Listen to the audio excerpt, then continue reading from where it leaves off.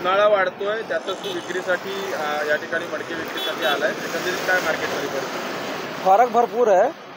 ही सगळी नालावाला पण आहे, बेगर नालावाला पण आहे। 450 350 पर्यंत आहे। चांगली क्वालिटीची आहे। देवरुखची पण आहे और अहमदाबादची पण आहे और कोल्हापूर पण आहे। जास्तीत जास्त मागणी कोणत्या मडक्यांना? अहमदाबादची और देवरुखची। याचं कारण का?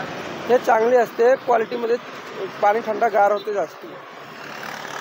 मागणी जास्त करून दुपारच्या वेळेत होते की कसं काय? नाही, सगळं संध्याकाळी होते।